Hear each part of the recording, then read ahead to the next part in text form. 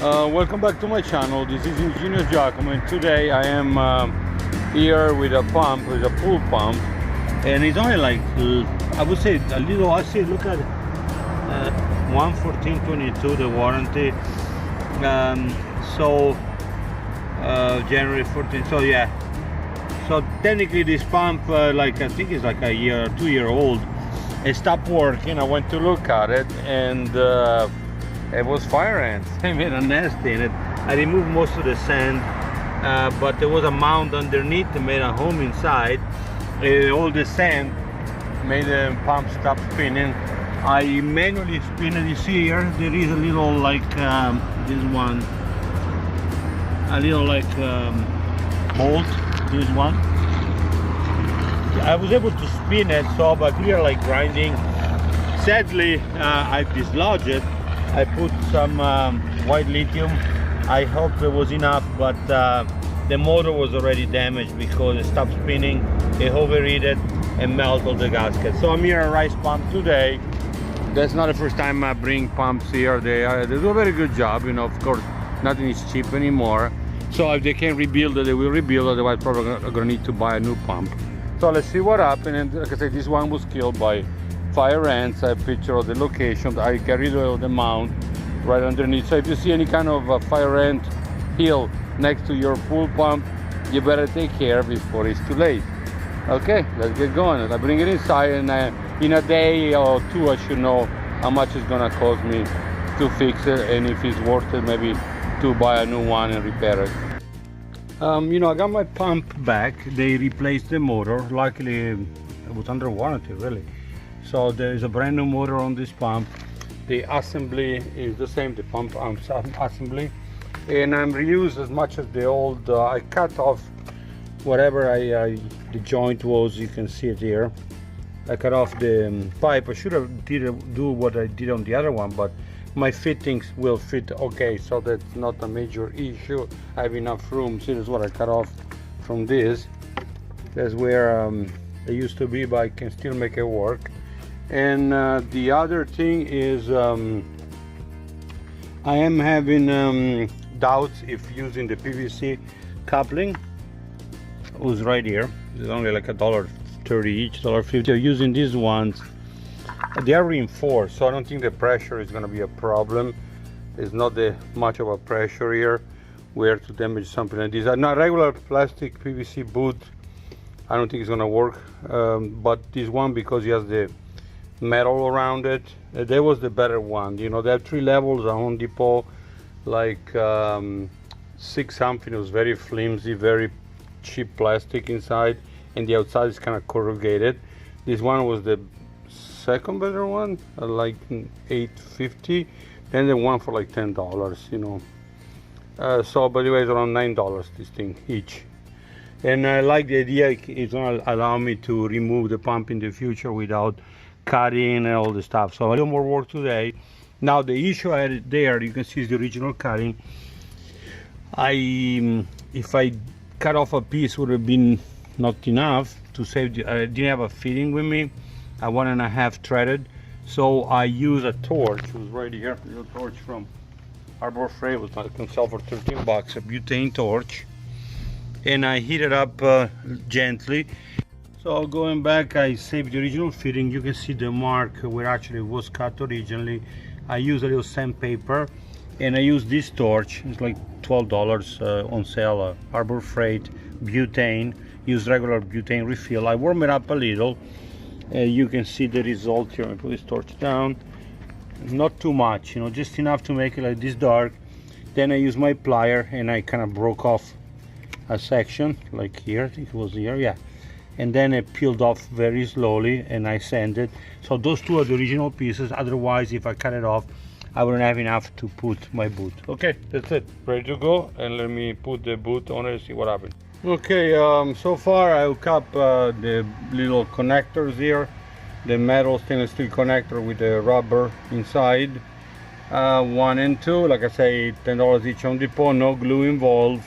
I think it's gonna be a good solution. If you start leaking, no big deal. I remove them and get the PVC ones, or like $15. You know, the one with the little big wheel. You roll, you a coupling, you know, technically. Those are 15, 16, those are like $9 for these ones. Now the electrical very important. Everything normally has a schematics as they go. I just got done fixing some timer. They did a horrible job on the electrical. This is a 220 volt pump. If you have any doubt, you use a tester and you measure the voltage. Of course the breaker is off. I already checked that, and I use one of those contactless voltage sensor, always recommended. You know, one of those little, let me grab it, see, and make sure there is no voltage to it, nothing. So that's to make sure. And bin 220, the schematics are there. The orange wire goes there, where it comes from the factory like that. Wire for 220. There is schematics for 120 and 115, 120, and 230, 220. So 230 to 40. Anyway, so I'm gonna put my wire in, and you see those two screws there. And that's you know, everything else is kind of busy, so you kind of pretty easy to deduct how it goes. If you need to change it to 115, you have to move some wires around, but it comes predisposed for 220, 230, 240. It was the most common voltage on pool pumps.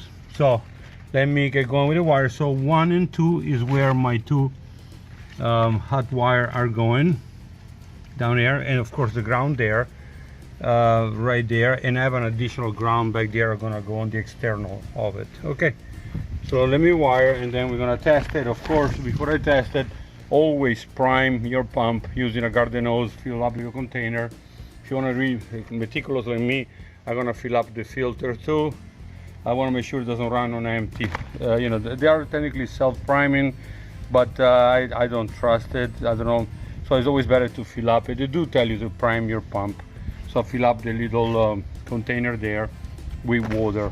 And of course you keep your eyes on it the first moment of running. So my wiring is done. As you can see, I hook up the two hot wire to the two terminal where they belong. I removed the orange wire for a second. I put it back on now so I could easily see what I was doing. Made it easier. Everything is done on the inside. So this one is missing the little thing, so I'm gonna put a stainless steel clamp. You know, one of those stainless steel. I don't have the regular fitting. That was the way it was, so nothing to do with me, but I will take care of it. Now this cover goes back on. Okay, that's it. Let me screw my cover back on.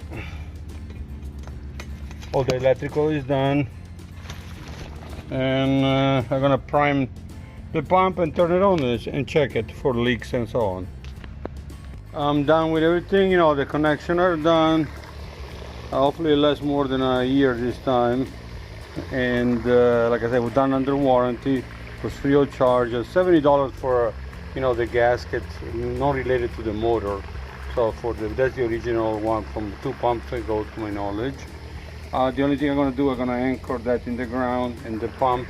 I'm just testing it now, and then so it doesn't shake when it starts. And I don't like this one to be, but no, with the weight really it won't be moving, but I still like to put at least one screw, concrete screw, into the ground. Same for the pump.